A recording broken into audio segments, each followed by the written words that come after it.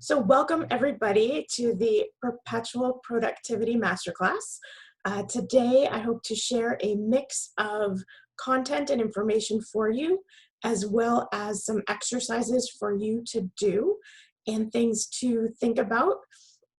So if you have something handy for you to jot down some information, if you're an old school paper and pencil kind of person, or have a window open on your device, or if you have a second device, whatever's comfortable for you, highly encourage you to have it ready for when some exercises pop up that I think will be exceedingly helpful for you.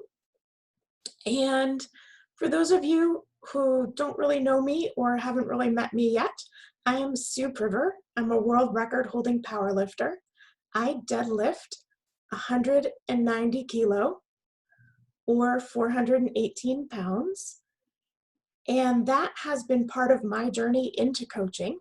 So currently I'm an elite performance coach and work with entrepreneurs, especially visionary entrepreneurs who are struggling to determine their next best steps and which idea of the so many ideas that are floating through their head, which one to pick to move forward with.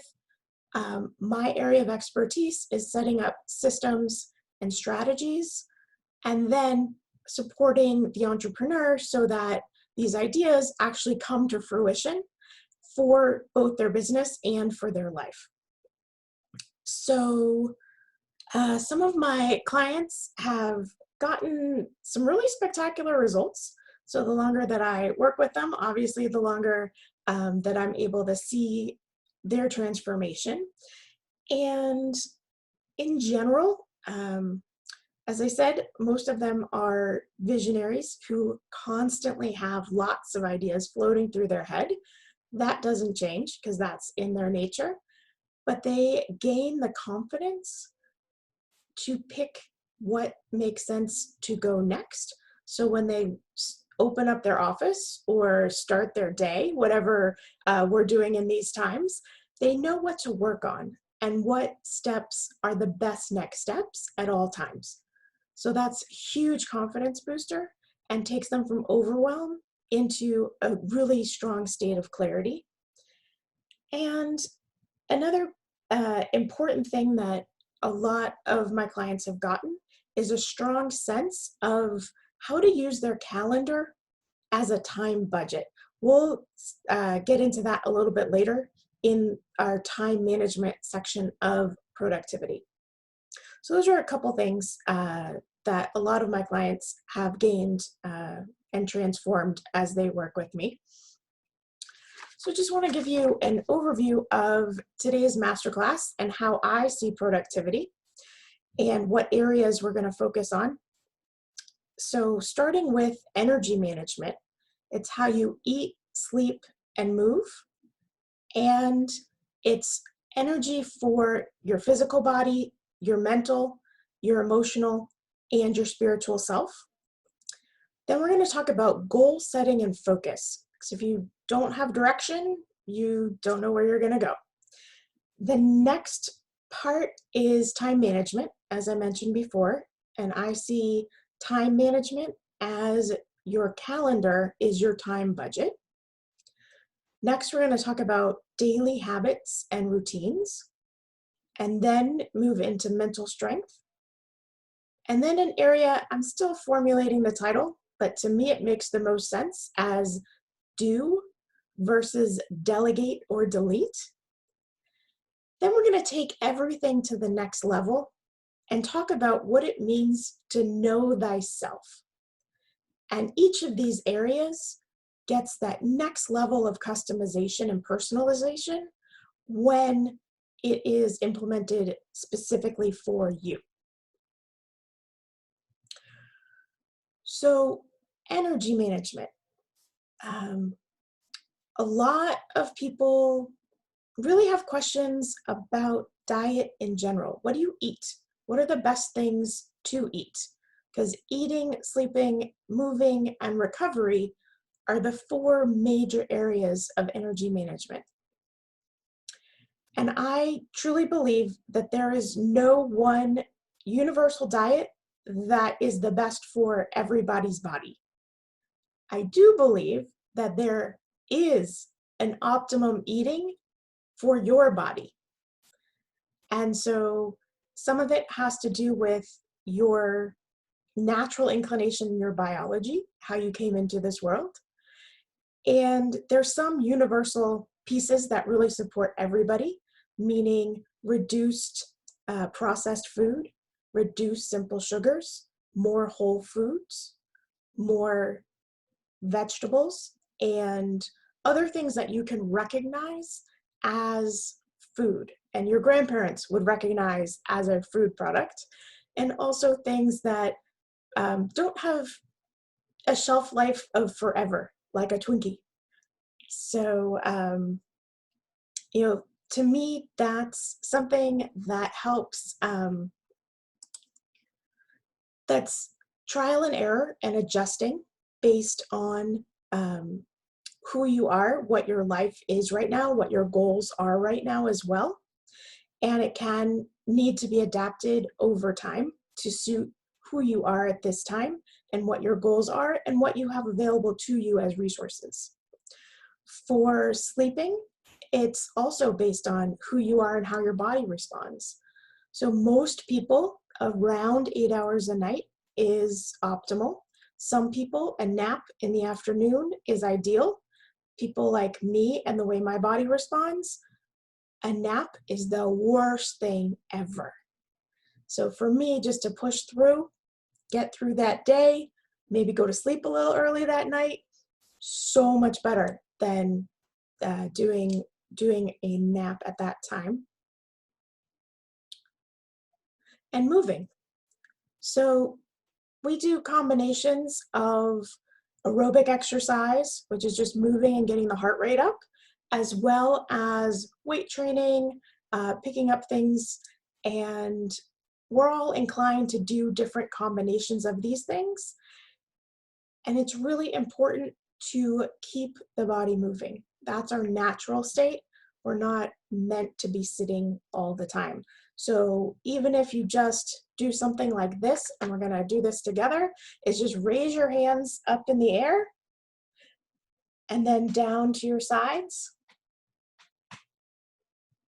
And one more time, just raise your arms up and put them back down. And that literally changes your body and your body's physiology enough to wake up your brain a little bit so it doesn't think that you're just stuck in sitting mode. Then the next piece of the puzzle that I work with people on is goal setting and focus. And one of the things that it's really focused on, what do you truly want? What do you desire? And why do you desire that? Sometimes it's a very deep-rooted reasoning and it's, can be your full purpose in life. And other times it's just something small to get you through the day. And everything on that entire spectrum is exceedingly important so that you know what direction you're headed in for your business if you're an entrepreneur, which I'm assuming that most of the people who are watching this are. And also in your life, what's important to you, to your family, to your friends, what you're doing when you're not in work. For some entrepreneurs, I know that's a very small amount of time, but usually we do set goals that aren't necessarily related to our businesses. And there are a few different ways to think about what you want. Some of them are very specific goals. Like, I want $1 million of revenue for my business this year. And then there are other goals that are more about the process and how you want to feel during the process of achieving the goals and what you want to feel when you've accomplished them. So do you want to be respected in your industry, to be known? Do you want to be in community with your clients and really have strong relationships with them. How, for some people, it's leaving a legacy for your kids and really being your best self so that you set an example, not only in that goal that you set and achieve, but in the process of getting there as well. So I just wanted to share a couple stories with you about goal setting. One of them is my personal journey that about 2 years into powerlifting, I was in competition and I bombed out on the platform, which means that my squats did not qualify and I was disqualified from the meet. It had nothing to do with the actual weight itself. I could very easily manage that weight. It was all in my head. I completely sabotaged myself with my thinking. And then I was given the opportunity to skip the second event and compete in deadlift, which was the third event, and do that as the deadlift only. For several weeks leading up to the event, to the meet itself, I had set a goal, and a big goal, that I was going to deadlift 405 pounds. That's a huge milestone in the strength community. It's equivalent of 4 plates. And I wanted to achieve that badly. So I took the opportunity to get refocused while everybody was bench pressing, do anything that I could, anything, just to get my mind straight, to get my mind right, to refocus on my goal,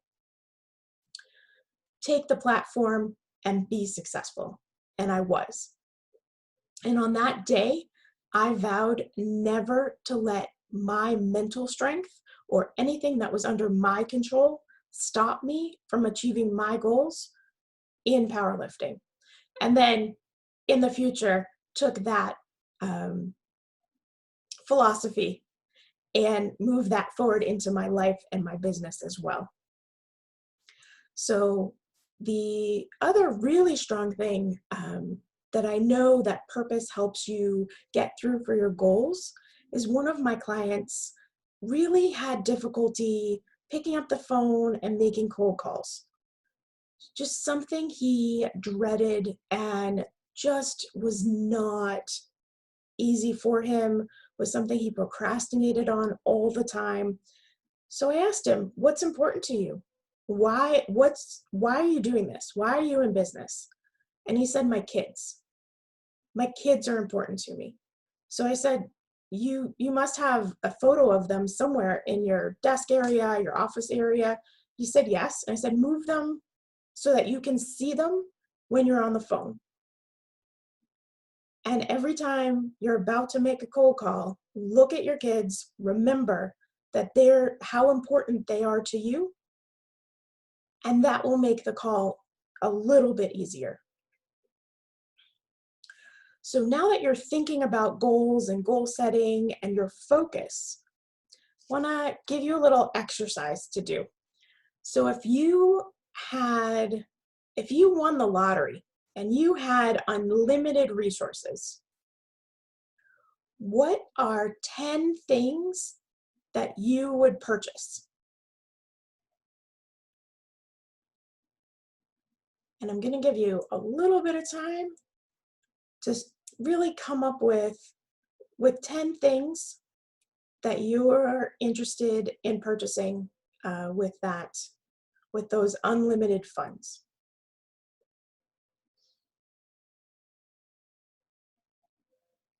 And when you have, say, 5, maybe pick one and put it in the chat and share it with everybody if you can. Just so I know that we're moving along and that I've given you a good amount of time and not too much that you're just hanging out.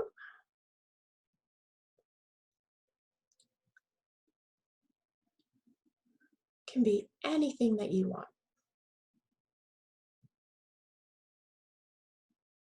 Something that just pops in your mind now, something you've been thinking about for years or decades.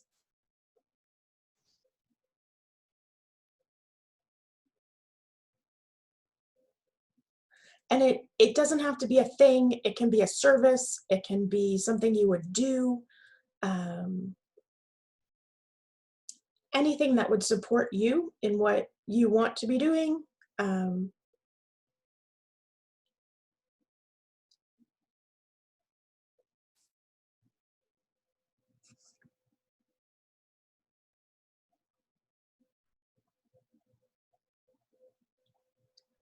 Great. Those are some really good ideas that people are putting in the chat right now. So even if you haven't finished up your 10 things right now, um, this is an exercise. We're going to keep moving forward. So this is an exercise I actually heard on Oprah ages ago. And what she did is she had people then take their list and look it over and see what is within your financial resources right now that you can just go forward and purchase if that's something that you choose to do right now. What are things that are way beyond your current financial resources? And are there elements of them that you can start moving forward with today?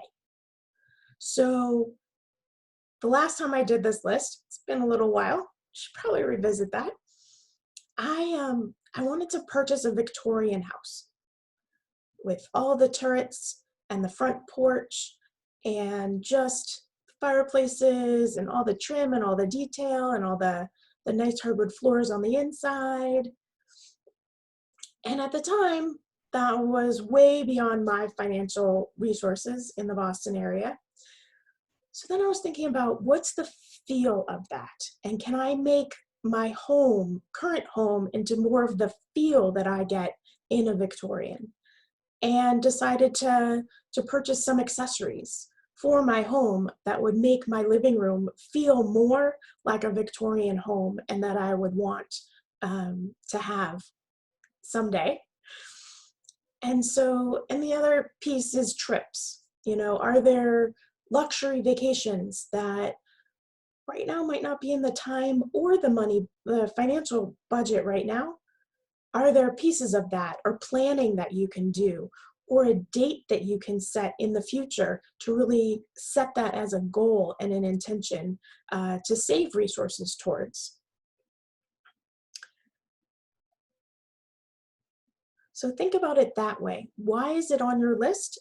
And are there pieces of it that you can achieve today or in the not too distant future? And then what are other pieces that are more long-term goals?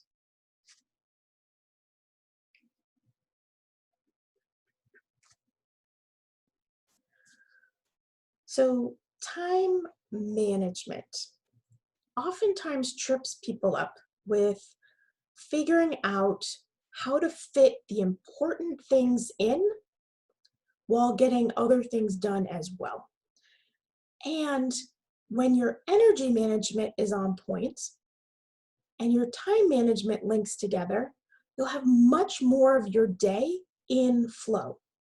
You'll have containers of time to really get into the deep work, get into the planning, get into the thinking, get a block of time just to get tasks done and to feel productive in a way instead of scattering them all throughout the day and never feeling like you've gotten anything done. So as I mentioned earlier, I see your calendar as your time budget. How you spend your time reflects how you are prioritizing things in your life. Sometimes they're choices that you make. Sometimes they're choices that are made for you. And the calendar gives you insight into how you're spending your time and what those priorities are. So what I'm going to give you a little assignment to do, not right now, but after we get off the call, look at a week's time in your calendar and see how are you spending your time? What's a little extra and what's missing? So both pieces and what's right on point. give yourself some kudos for that and celebrate. So for time management, and you're thinking about all the areas of your life. So think about your professional life and your business. Think about your family time and your social time, about your body. So physically moving. Are you doing cooking? Are you doing food preparation and food shopping? Or somebody else in your household might be doing that. Also think about your spiritual life and meditation and things that support you and your and the essence of who you are, even if you're not a religious person. And then, what are other areas of your life that are important to you, like learning and personal development and growth? Um, for me, it's, movement for my body. That's important. So how much time is that going into my calendar?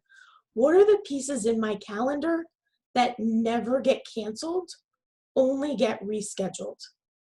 So absolutely life happens. Things change up. I need to move things around. But what gets rescheduled as opposed to canceled? What's so important that it just needs to get moved rather than deleted? One of the huge things about time management is really taking that time to schedule your day and figure out your blocks of time to get things accomplished and done, and to give yourself enough time to get into flow if it is something that's creative and deep work. And it can be work related, or it can be just in life, to really feel that flow and that bond. So it could be time with your kids, really spending 30 to 90 minutes with them. So there's that strong connection. You're all together. Everything is really focused on that time that you're spending together. And as a whole bunch of productivity experts have determined, that your time block of 30 to 90 minutes is the best amount of time to get into flow and to cluster work together. And depending on how long that block is, you need an offsetting recovery time afterwards. So if it's a 30-minute block, you can do 7 minutes of recovery, pick right up and do the next piece of work. And if you do a 90-minute block, it can take you up to 25 minutes to fully recover before you can be productive in another block. Some of that is your personal energy, how much energy you have that day, and how much recovery you've done so far throughout the day. So be mindful of that when you're scheduling these time blocks, to really check in. Are you ready for the next thing, or could a little bit of time help you out at that time? So one of my clients that I've worked with recently put together a family calendar, especially now that we're in work at home mode and the kids are all at home, that this gave everybody in the family a way to see what's the family's priority. So it's mom's work, it's dad's work, it's kids' schooling, it's time together as a family, it's time for everybody to have some alone time and time to themselves.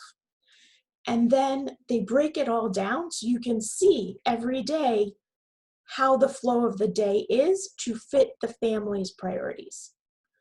And it really helped everybody get a sense of each other's priorities. And obviously the parents are making the priorities for the kids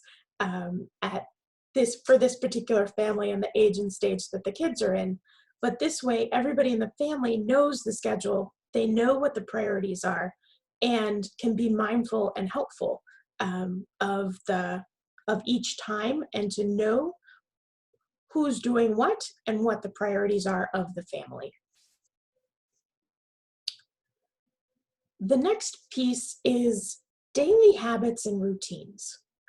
These are so critical to begin your day and end your day with the same routines and habits. Our bodies love routine. They love to know what to expect. It keeps everything calmer and feeling safer. It really just calms down our nervous system and makes our bodies work better. Yes, it can be challenging to do the same thing every day of the week, weekends, weekdays, holidays, vacation. It's something I'm continuing to optimize and work on myself. It's an area that I'm putting a lot of attention into these days, really trying to have an established morning routine and an established evening routine, the same things at the same times on a daily basis. Some days it's spot on, just very few. Most days it's somewhere as a mix, and a few days it's completely off. Um, I acknowledge that and I move forward. So, morning routine is what time you wake up, personal hygiene, doing some sort of reflection, journaling, meditating, collecting for the day, and then planning your day. End of the day helps your body get ready to go to sleep. That's a huge factor for this. And highly recommend turning off screens, even with the blue blocker light glasses for the light, around an hour before you want to fall asleep. Not necessarily what time you get into bed, but what time you want to fall asleep. And also be mindful of consumption of alcohol and consumption of caffeine, and what time during the day might be your best cutoff time so that it doesn't change and impact your sleep for that night. And the evening routine signals to your body, it's time to wind down, it's time to calm down, let's get ready to go to sleep. And do whatever works for you. I find writing out a list of 3 to 5 things that I'm grateful for at the end of the day really ends the day nicely and on a positive note. And then I wrap up anything that I'm thinking about that I didn't get done for the day that I know needs to get done, so it comes off of my mind and gets written down on a piece of paper. For me, I'm old school. And then, just being calming, winding down, brushing my teeth, doing all the stuff to get ready for bed. And then personally do some hypnosis. I know for some people, listening to calming music, turning the lights down, doing some self-hypnosis or listening to hypnosis can all be exceedingly helpful for sleep and for getting ready for sleep. So if you think about your day, are there things that you already do at the beginning of the day and the end of the day that you just want to focus on and celebrate that you've already have these things and these rituals together, and maybe tweak them a little bit or get them more consistent? Or maybe you're just ready to add a couple more things to them to make them a full bookend to the beginning of your day and at the end of your day. The other piece about routines and habits is you might have heard 21 days to really sustain a new habit. And I want to say and share this with you that that's true. And it's not the full truth. So I'm also going to share with you the magic of day 67. So our brains really like to stay the same. They want everything to stay the same. No matter if it's bad, it's known. And known is better than the unknown, according to the reptilian part of our brain, that really old part, which is our brainstem. If it's known, it's better than the unknown, because we've survived it, so we're going to stay alive. So if you think of it that way, that our brain is wired for inertia, it doesn't like change. So as we approach the 21-day mark of a new habit, our brain throws up all these roadblocks and all these challenges so that our brains don't rewire and change how they're made. So usually 1 week, you're doing really well. Week 2, it's not so bad. You've got this. And into week 3, as you get closer to day 21, you start procrastinating. You don't do it. You skip a day. Gets harder. And you feel like it should be easier. It's your brain trying really hard. It's resisting change. So you get through day 21, 22, 23. Get through that full 4 weeks. You're doing really well. So you get through the second month, becomes routine, it feels like habit. You don't really think about it anymore. It's just part of your daily habits. Then you hit that next week. So you've gotten through 2 months. So you've gotten through 60 days. You get that next week, and all of a sudden, it just gets hard again. Or you just completely forget about it and you just skip it. You just don't do it anymore. You're like, what's going on? Like, I thought this was all good, and I got through my 21 days. 67 days is another milestone, and that's really more solidified permanent change.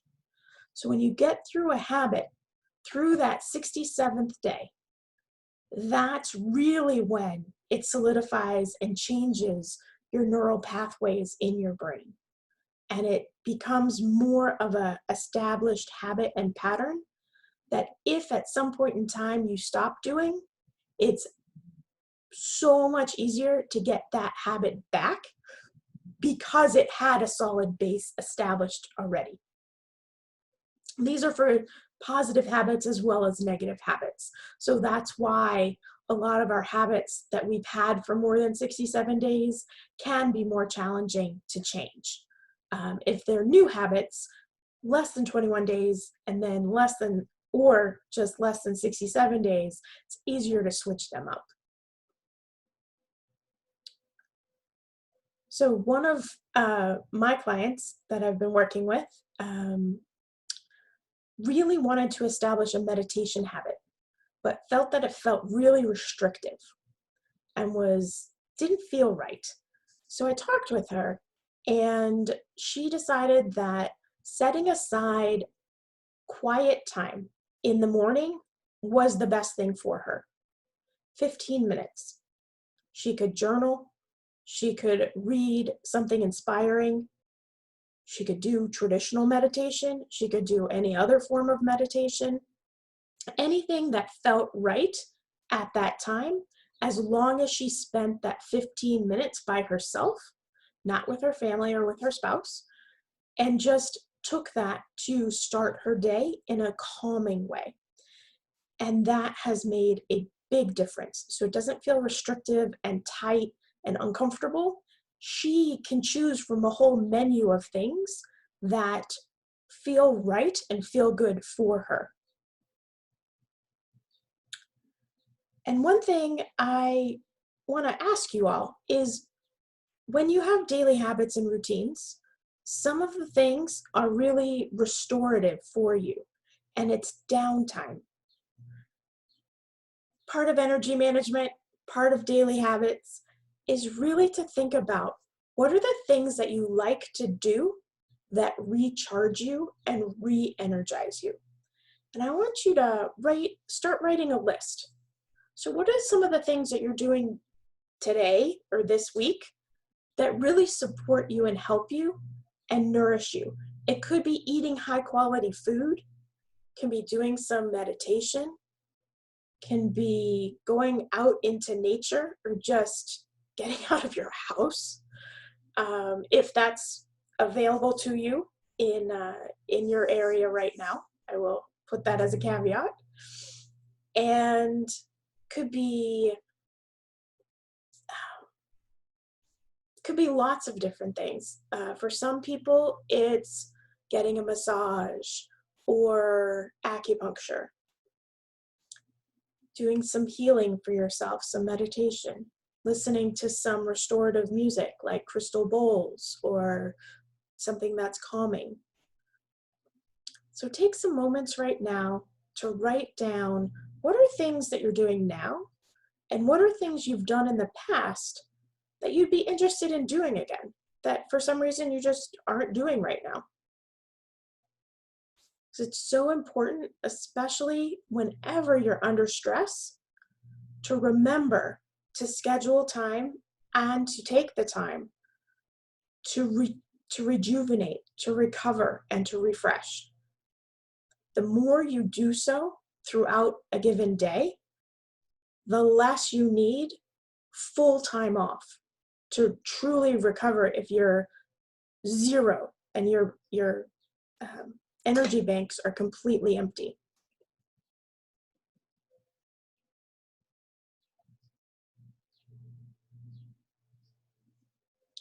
Just going to give you some moments to brainstorm uh, things that you enjoy that really help you re-energize and refresh.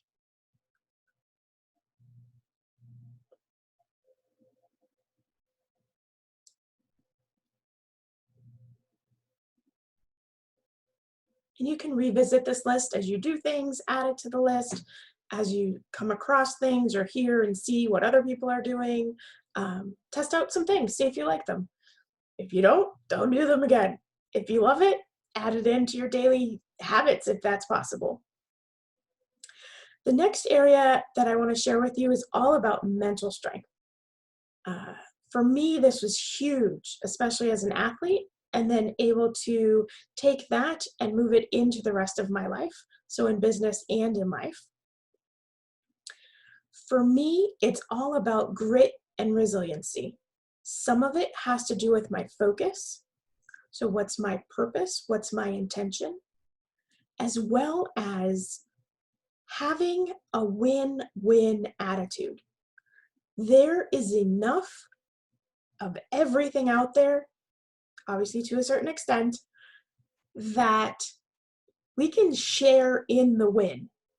Just because I'm winning, still, that leaves so much for everybody else around me to be winning as well.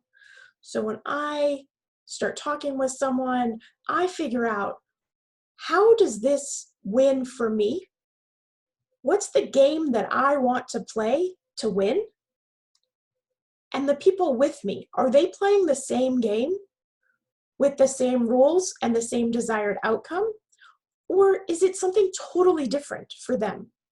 What's important to them? And then we can all win together. So for me, as long as my basic food needs are met, I just want to spend time with you, eating and sharing a meal. Other people, it's really important to go to the latest and greatest restaurant, to test it out, to be seen, to get dressed up. I'll do that. I mean, that's fun, but that's not usually not my main intention and value in that meal. And I completely value your values. So if that's what's important to you, you pick the restaurant, because I don't really care. And this way we can both have that wonderful experience together, meeting our goals and our needs. The other thing I want to share with you about mental strength is some fundamentals about our brain and how our brains operate. I alluded to this a little bit earlier, that our brains are both exceedingly smart and exceedingly stupid all at the same time. Our brainstem's only purpose is to keep us alive. Therefore, it's allowed to shut anything else down without any notice if it truly believes that our life is in danger. So when we're stressed out and our brainstem starts taking over because our nervous system is so heightened and just thinks that we're not in a safe place, we're not using our full brains that we could be using. Things are shut down. And I don't know what you think, but I like my brain. I like my intelligence, and I want to be able to tap into as much of it as possible, as much of time as possible. So I like to use my brain, to leverage it, to keep things calm inside the brain so that I'm in charge and I can make choices rather than letting my brainstem, which is the very simple part of my brain, take over all the time. So there are two things that I'm going to share with you about mental strength right now. One is visualizations. Our brains don't know the difference between a visualization and something actually happening. And what's kind of cool. So I worked with a client who was physically paralyzed and petrified every time he needed to speak with more than 5 people at once. His whole body just freaked out and just could not manage to speak at all. Everything just went out of his head. His heart was racing. It was as if he were going to die. And he told me that. So, and he had to speak in front of 2,000 people live with another 8,000 people watching on video, live stream. It was so important to him to speak coherently, to get his message across to this community, that we worked on this. And it actually, for him, surprisingly to him, not to me, only took 2 sessions. And he went from physically unable to present anything coherently to what I would call normal nervousness. So yes, his particular things were the fact that his mouth just had a lot extra saliva in it, so he just had to swallow a little bit extra. And obviously, his heart rate went up a little bit, got a little bit what he would feel nervous excitement, absolutely manageable. And thankfully, he gave me a link to the live stream, so I was able to watch him. He was amazing.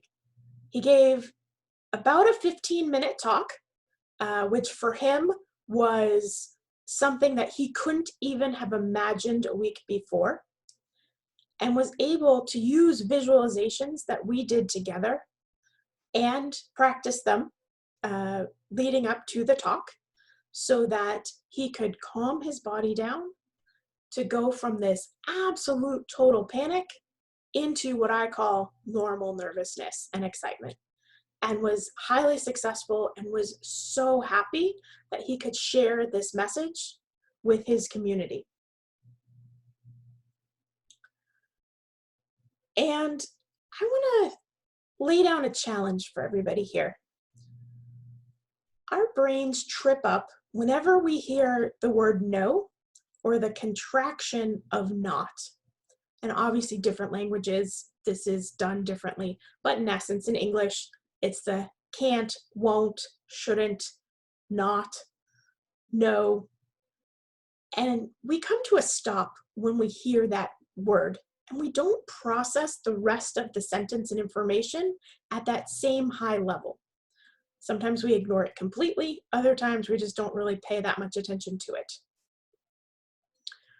So I'm going to challenge you to the 1-day no negativity challenge. And I want to set you up for success. So that's who I am and that's what I believe.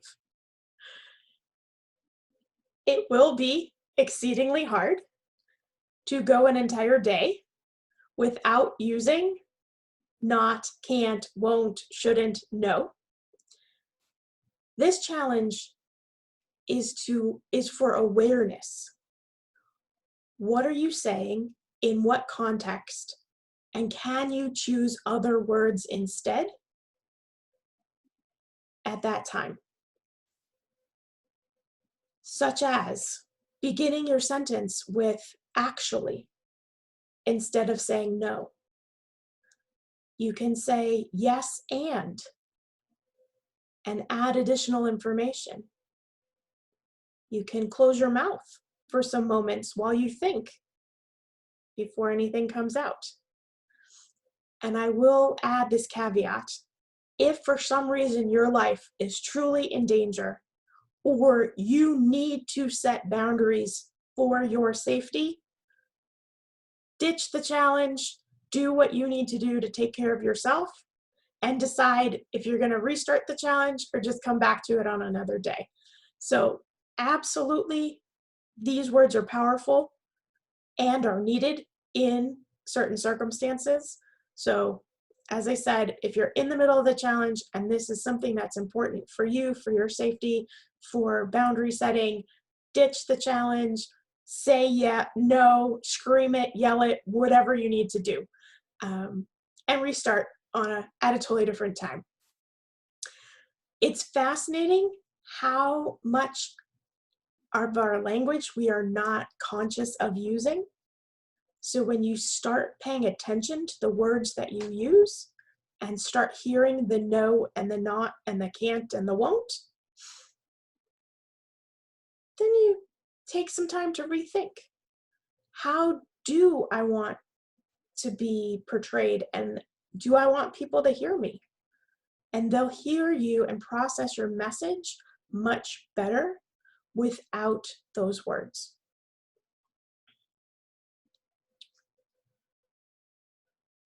So the next area that I want to share with you is do versus delegate and delete.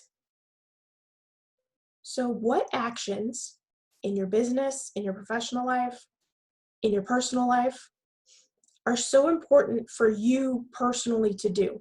And absolutely, there always are things that you are the best and potentially the only person who can do certain things. I'm the face of my company. There are certain things that I need to do and I need to present. Absolutely. I need to work on those skills to make them better.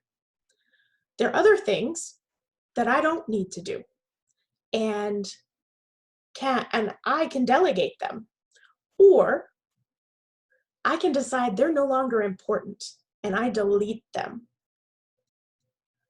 So one piece is to know what is required of you to do. What are things that could be delegated? And what's no longer important and should be deleted?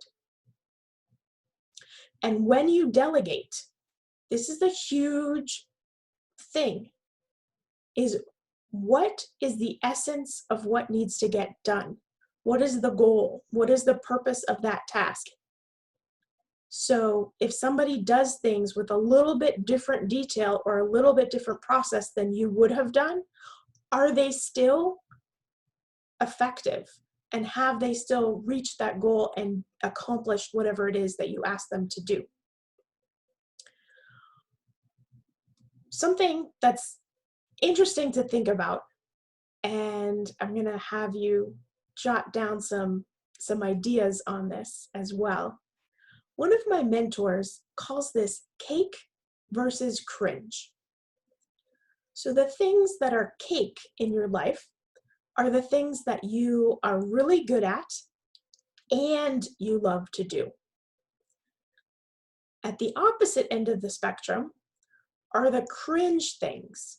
Those are the things you really hate doing and you're really bad at.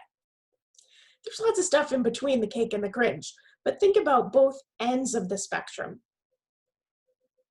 So while you're writing these down, think about some things that are cake for you, things that you love doing professionally, and you're really good at them. And think about some things in life that you're really good at and you love doing. And conversely, think about those things that you dread to do, that you hate, and you're not good at them. They're just not your thing. Jot some of those down as well. So in a managerial position that I had, I supervised someone, and part of her job was to open up boxes every single day and check the invoices and make sure that the items in the boxes match the invoices and take care of that. Thankfully, she thought it was Christmas every day. Loved it. with one exception. There was one style of box that she hated opening, absolutely hated opening. And one day she finally said something, and I looked at her while she said this, and I was in her desk area, and I said, "Give the box to me." She looked at me like I had 7 heads, and I literally ripped it open, and it was the best feeling and the best thing ever. And I was smiling and happy. She's still looking at me like I'm crazy. And I just said to her, "You get these boxes all the time, don't you? This style." And she said, "Yes." And I said, "Call me over to your office when you get these. Let me do these." It took her a while to accept that I wasn't just doing this as her boss to take away something that she hated. I loved it. So this was my cake, and it was her cringe. And that's the best symbiosis. If you can take your cringe and find somebody that it's their cake and give it to them. And when I was on vacation, she's like, "You missed 7 of those boxes in these 3 days." And I would look at her and I would be sad. I'd say, "Oh man, I missed those." So she really believed and understood that this was my cake.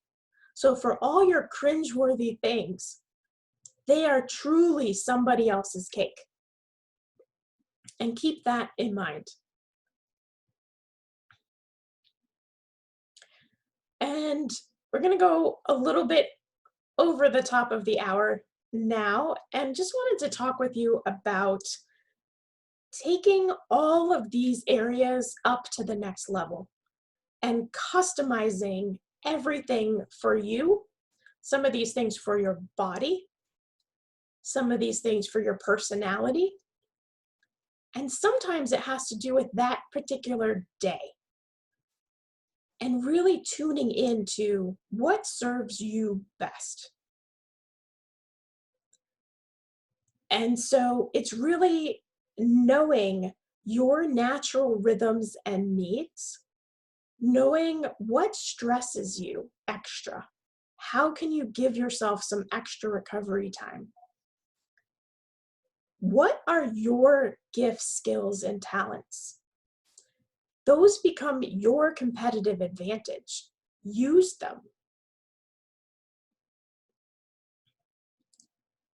And the other piece is, I know I'm on this earth as part of a journey to grow, to optimize, to become a better version of myself as much as possible. So who do you have to be at your best, to reach your goals, and to be the most productive and supportive simultaneously?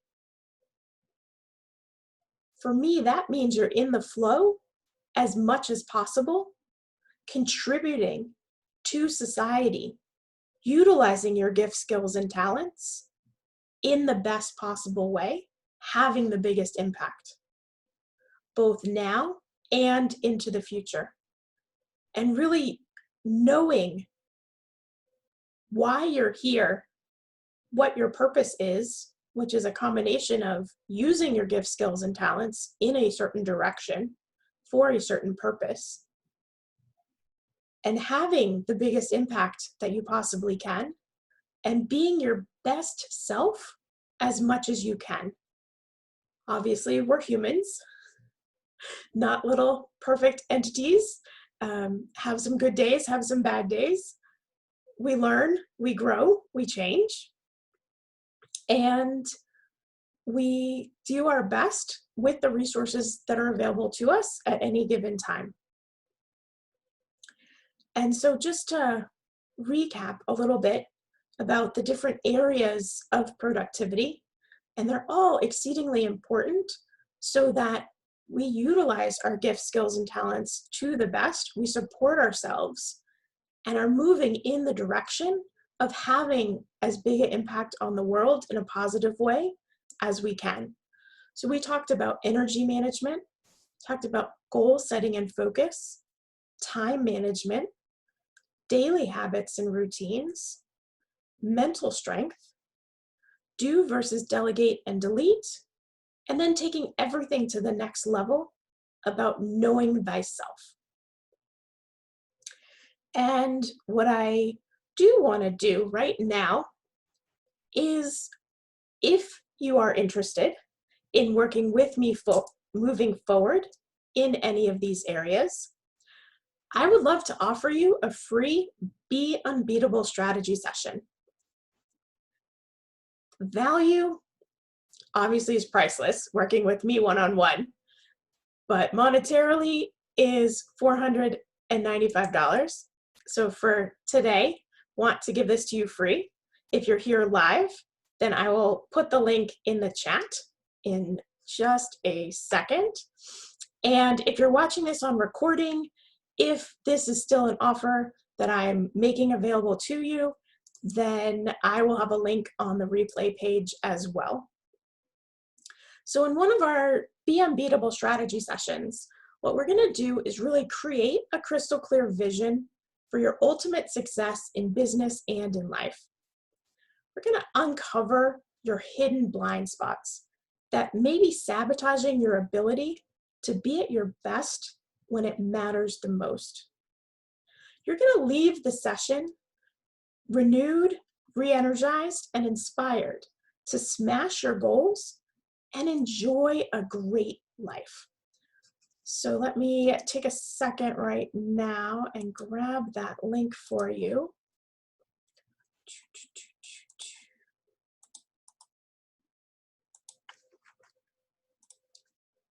And throw that in the chat for everybody.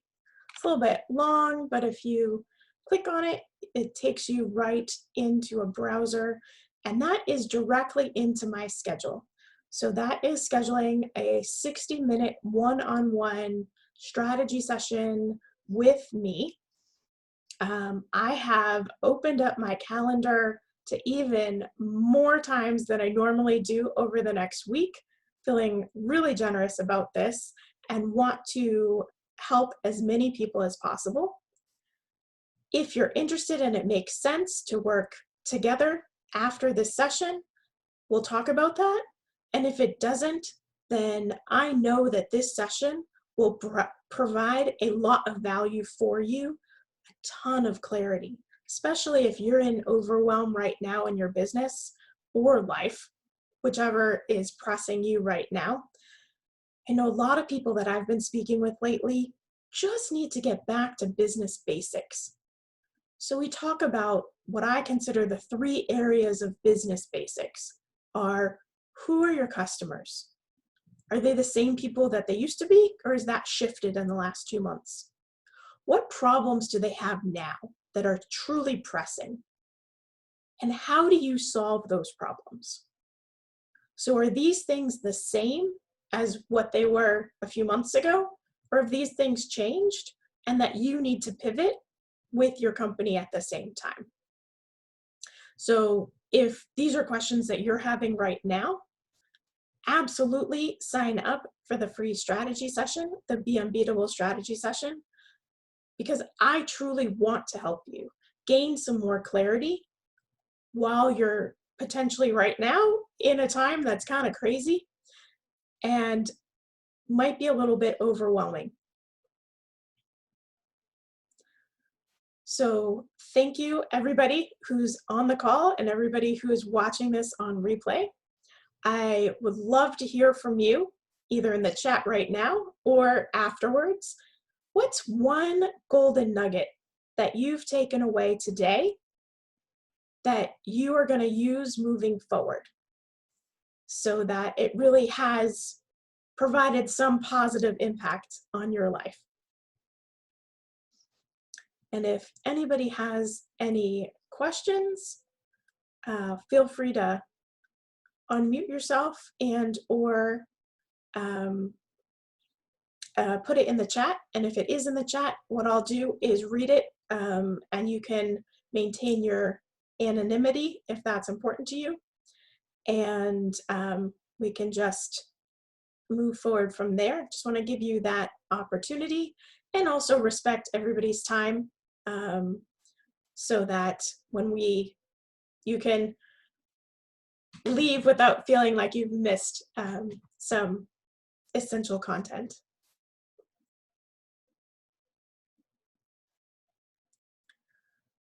So it looks like all the questions are covered, and I am just going to, what am I going to do? I am just going to thank you and let you know that obviously this was recorded, especially if you were watching the recording. So I appreciate if you let me know what you found useful from this session today.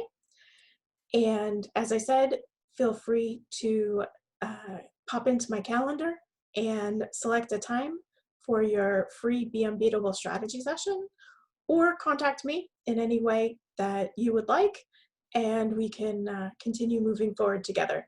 Thank you, and hope that you have a great rest of your day.